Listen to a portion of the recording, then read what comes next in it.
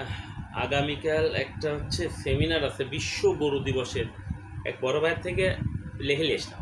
ওই সেমিনারে আবার একটু যাই, একটু লেকচার টেকচার মারা লাগবে।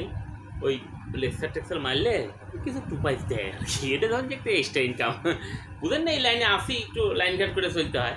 এখন এই গরু বিষয়ে লেগেছে আবার যেহেতু বিশ্ব গরু দিবস, তাহলে তো ওই সমকালীন গরুর উপর একটা কিছু মনে করেন যে মানে আর কি পড়ে শোনাইতে হবে নি। তো এই বড় ভাই করলাম, বড় ভাই একটু সমকালীন গরুর একটা রচনা, মানে আগে তো আমরা গরুর রচনা পড়েছি, তাই আধুনিক একটু মিক্সড করে একটু গরুর রচনাটা লিখে দিতেন। তো বড় ভাই আমার কথা শুনে একটা সুন্দর লিখে দিচ্ছে, তো ওইটা একটু রিভাইজ দিচ্ছি রাতের বেলা। তো রিভাইজ দিচ্ছি, তো ভাবলাম যে একটু পরে রিভাইজ দিই। সকালে তো আমার দেওয়াটা আমার সেমিনারে মারতে হবে নি, মাইরে দিলেই তো মনে করেন আধা ঘন্টা 1 ঘন্টার ব্যাপার। কিছু টুপাইস দিবিনি খামের মধ্যে ভরে, ওই লাভ আর কি। বিভিন্ন সভা সেমিনারে আমার তো ডাক পড়ে, বুঝেন না? মনে একটু লিঙ্ক রাখতে পারলেই এই বড় বড় প্রশাসনিক কার্যালয়ে মনে করেন যে আপনি ডাক পাইলেই মনে করেন যে এক্সট্রা উপরে ইনকাম। এটা অনেকেই করে থাকে।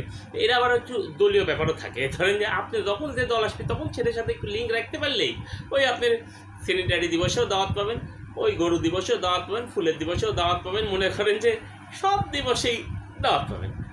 খামও দেয়, খামে আবার কিছু ভৈরেও দেয়। দেখ ওই যেহেতু গরু দিবসে আমি গরুর উপর তো ধরেন যে একটু লেকচার মারতে হবে নি। তো বড় ভাই করলাম, বড় ভাই আবার করলো, ঠিক আছে আমি লিখে দিচ্ছি, তুমি এটা সাঁটায় দাও না। আমি আচ্ছা ঠিক আছে বড় ভাই, তাহলে একটু দেন, আমি রিভাইজ তো ওটাই রিভাইজ দিচ্ছি। আপনারা কি শুনেন, দেখেন কীরকম হয়েছে না হয়েছে। আধুনিক সমকালীন গরুর উপর লিখতে, বুঝছেন? তো একটু পরে নাটের ভাষায় কি আঞ্চলিক ভাষার সমস্যা কী, আমি আমার মতো কই, পরে ওটিতে ঠিক করে লিখবনি, কী করে হ্যাঁ। যে গরু, সমকালীন গরু রচনা, না গরুর রচনা তো কথা না, সমকালীন গরু বিষয়ক কথা আর কি।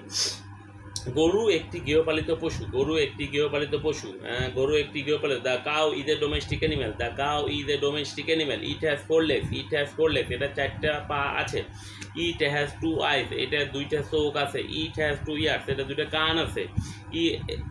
এইটার আবার একটি নেজও আছে। ইয়া একটি লেজ বিশিষ্ট শান্তশিষ্ট এবং ডোমেস্টিক অ্যানিম্যাল, গৃহপালিত পশু। গরুকে সাধারণত শান্তশিষ্ট গৃহপালিত পশু বলা হয়ে থাকে।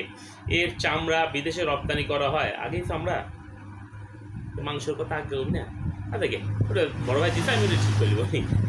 এর চামড়া বিদেশে রপ্তানি করা হয় এবং চামড়া দ্বারা খুব দামি দামি belt, bag, money bag etcetera etcetera তৈরি হয় এবং বিশেষ চাহিদা সম্পূর্ণ, মানে চামড়ার জিনিসের চাহিদা সবসময় বেশি থাকে। আচ্ছা যাই হোক, সেদিকে গেলাম না, এদিকে চলে আসি। তাহলে গরুর মাংস আমরা খেয়ে থাকি, গরুর মাংস আমরা খেয়ে থাকি এবং গরুর দুধও আমরা খেয়ে থাকি। এর মধ্যে আবার কিছু ব্যাপার আছে, যারা হিন্দু তারা গরুর মাংস খায় না, যারা মুসলমান তারা আবার গরুর দুধও খায়, মাংসও খায়। এটা আবার কীরকম হলো না? আচ্ছা দেখে, আধুনিক তো, সমকালীন তো, সমস্যা কী? হিন্দুরা গরুর মাংস খায় না, হিন্দুরা গরুর দুধ খায়, আর মুসলমানরা বা অন্যান্য ধর্মাবলম্বী আরও অনেকেই আছে যারা মাংস খায়, দুধও খায়। আচ্ছা যাই হোক, সেটা হলো, সেদিক তো ব্যাপার না। ব্যাপার হচ্ছে যে তারপরে কি আসলো, কি এই গরুর আবার বিভিন্ন সময় বিভিন্ন চাহিদা হয়ে থাকে। সারা বছরে একরকম চাহিদা থাকে, আবার সারা বছরে একরকম চাহিদা হয়ে থাকে, আবার ঈদ পরব আসলে চাহিদা আবার দ্বিগুণ। ওরে বাপ রে বাপ, এটা আবার কিরকম? আচ্ছা, ঈদ পরব আসলে দেখা যাচ্ছে যে বিভিন্ন সময় বিভিন্ন দেশ থেকে বিভিন্ন শিয়ানা পাবলিক, আচ্ছা শিয়ানা পাবলিক মানে চালাক চতুর মানুষ, যাই হোক, বিভিন্ন শিয়ানা পাবলিক বিভিন্ন দেশ থেকে গরু আমদানি করে। কেউ ইন্ডিয়ান থেকে, কেউ পাকিস্তান থেকে, কেউ আবার কানাডিয়ান থেকে, কেউ মানে আমেরিকা থেকে, বিভিন্ন রকম আইসে বলে আমাদেরকে লেকচার মেরে বলা হয় যে এটা অমুক বংশের গরু, অমুক বংশীয় গরু বলে বিভিন্ন রকম দামে তারা বিক্রি করে থাকে। এটা এক ধরনের চালাকি, যেটা ঈদ পরব আসলে হয়ে থাকে। কথা সত্য, কথার মধ্যে কিন্তু কোনো ভুল নেই। মানে আমরা দেখলাম না, কানাডিয়ান ব্লাড, আমেরিকান ব্লাড, মানে যে গরুর দাম মনে করেন যে 2 লাখ টাকা হবে না, সেটা মনে করেন 50 লাখ টাকাতে বেঁচে দিল। আমরাও বাঙালি মনে করেন যে ওই পাইলে আর কি ছাড়ে কে দাও, হুজুকে বাঙালি। দেখ আমি নিজেও বাঙালিকে অপমান করা ঠিক হবি না, লেকচার তো মারতে হবি। যাই হোক, তো গরুর এই ব্যাপার, গরুর মাংস আমরা খেয়ে থাকি, গরুর চামড়া বিদেশে রপ্তানি হয়, গরুর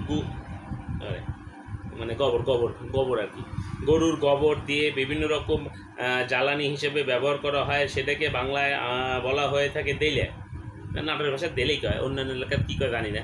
ওই শিক্ষাভাবের মতো দেখতে, মাঝখানে পাটকাঠি ঢুকায় দিয়ে শিক্ষাভাবে দিয়ে শুকাইতে হয়। আচ্ছা যাই হোক, সেই দেলে আবার ইদানিং একটু ব্যবহার কমে গেছে, না কমে যায়নি, মানে গ্রামে গঞ্জে এখনও চালু আছে। যেহেতু গ্যাসের চাহিদা বাইরে গেছে, যেহেতু গ্যাসের চাহিদা বাইরে গেছে সেহেতু তেলের চাহিদা কমে গেছে, কিন্তু গ্রামে গঞ্জে এখনও মানুষ জ্বালানি হিসেবে তেলেই ব্যবহার করে থাকে। তারপরেও জনসংখ্যার এই বাংলাদেশে এখনও তেলের ব্যাপক চাহিদা রয়েছে। হ্যাঁ, ঠিক আছে, সবই ঠিক আছে। এখন ঘটনা হচ্ছে তাহলে গরুর সাথে তো মানুষের কি কোনো মিল টিল আছে নাকি? না, বললাম ঠিক আছে, কিন্তু গরু আর মানুষের তো গরু তো গৃহপালিত ডোমেস্টিক মাল। মানুষ কি ডোমেস্টিক না কি মাল? এ তো মাল আসলে মালই তো বোঝা যাচ্ছে না। মানে আসলে গরুর দিন আছে, গরুর রচনালে মারবো, 2টা 2 পয়সা কামাইলে চলে আসবো, তারপর আবার যে দিবস হবিনি সেই দিবসে ডাক পেলে আবার সেই দিবস মারি আসবো নি। মানুষ যা হয় কি কন